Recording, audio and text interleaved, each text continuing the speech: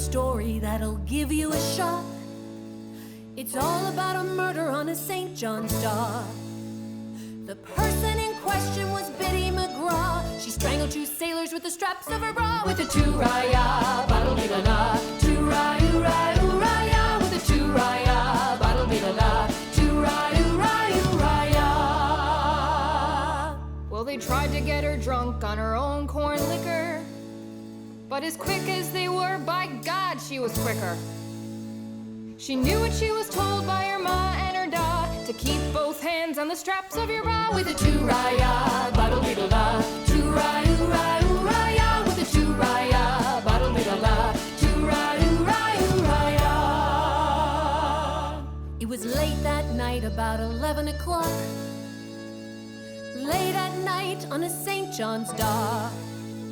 She wrapped those straps around the big sailor's head, and she threw him in the harbor like a crust of bread. With a two-raya, bottle-dee-da-da. Two-raya-oo-raya-oo-raya. With a two-raya, bottle-dee-da-da. Two-raya-oo-raya-oo-raya. When the other sailor laughed and he said, ha ha, so she stuffed his gob with the rest of her bra. His face turned purple, and before he fell, she picked up her skirts and she run like hell. With the two-raya, bottle-dee-da-da. Two-raya-oo-raya-oo-raya. With the two-raya, bottle-dee-da-da. Two-raya-oo-raya-oo-raya. She got home that night about 1:45. She was happy and contented with a job well done. She told her story to her ma and her da. They said, thanks be to God you were wearing your bra. With a two-raya, bottle-dee-da-da. Two-raya-oo-raya-oo-raya. With a two-raya, bottle-dee-da-da. Two-raya-oo-raya-oo-raya. Now all you ladies who go walking late at night, don't keep the straps of your bra too tight.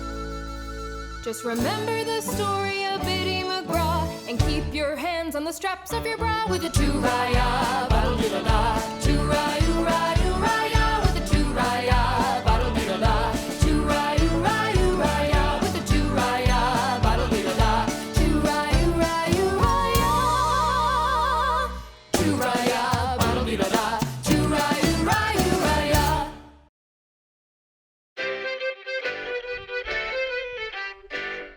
Hello, Newfoundland and Labrador and all ships at sea. Welcome to the Kelligrew Soiree. It's a drizzly day here in downtown Rocky Harbour, and I'm pleased to welcome our guest, Tory leadership hopeful, James Callaghan. Well, thanks for having me, Emma.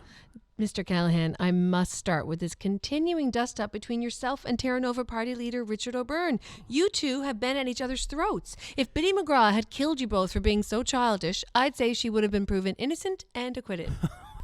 Now, it wasn't me who started this melee. I went on hard times to have a friendly chat with Richard O'Byrne, a respected financial genius, and hear what advice he had for the province's affairs. I didn't expect the mudslinging. If I could play devil's advocate for a minute, he does raise some good points about the anemic business habits and systemic blind spots of a Newfoundland and Labrador government that you were a big part of. Your point. Do you think it's wise to run for the PC leadership when there's still so much anger at you, in particular over Muskrat Falls? Well, every mandate has its failings, and just as there's no shortage of men out there, rich or otherwise, that think they have the answers to everything, especially if they've had a modicum of success in business. Richard O'Byrne is just the latest in a long line of false prophets. He's no different than any of the other blowhards that we've had before him.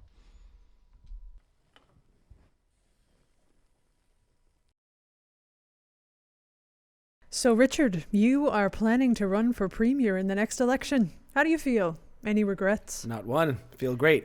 Looking forward to getting in there and getting my hands dirty. And what do you have to say to James Callaghan's latest remarks? And I quote, Richard is just another foolish CFA in a long line of self-important wealthy jerks who believe that they know how to save the province because they have had a modicum of success in their own otherwise empty lives. End quote.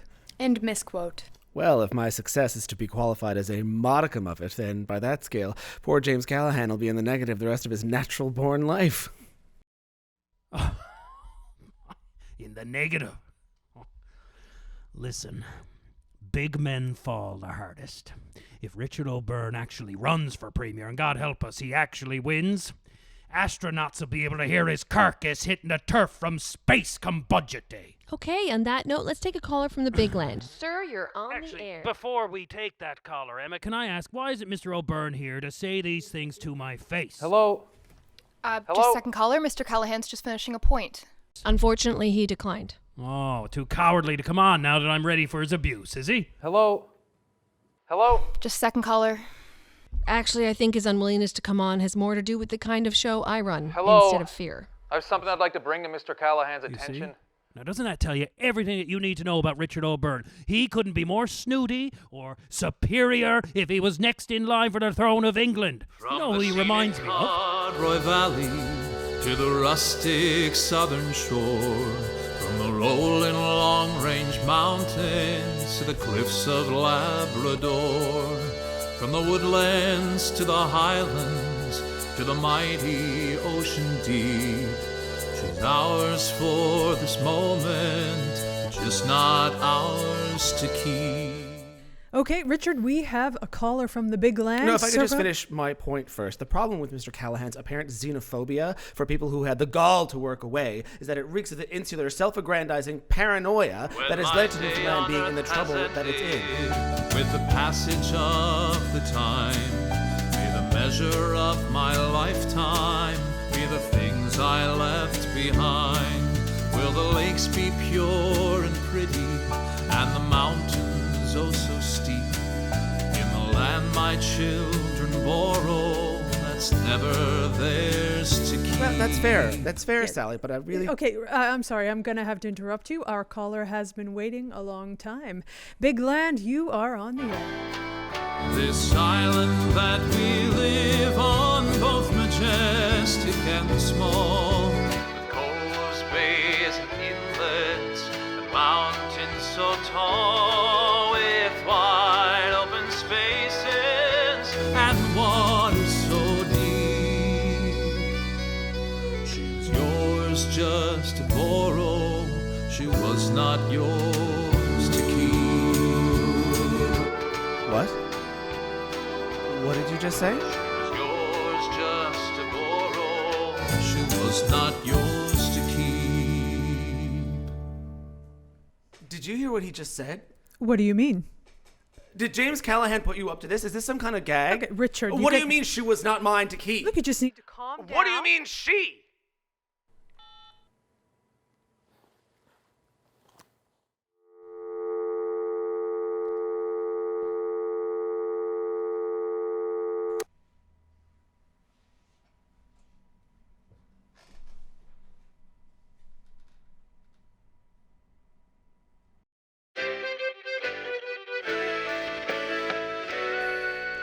Well, you say you're a man of the people. But it does seem like the big land takes a back seat. To the more attractive, platform-worthy issues. That face the island portion of Newfoundland and Labrador. Is that a fair assessment? Is that a fair assessment? Well, no, certainly not. Then what is your big policy piece for the big land? Well, obviously. Certainly there's a conversation to be had for the valuable airspace that we just gave away with our terms of union when we joined Canada. Airspace. Oh, that should get them right in their hearts and minds. Let me tell you something, Mr. Callahan, and Mr. O'Byrne if you're listening. If Newfoundland is an afterthought to Canada, then what hope does Labrador have if it's always an afterthought to the island of Newfoundland? You might want to get that figured out before running for Premier. The lines are open. Don't go away.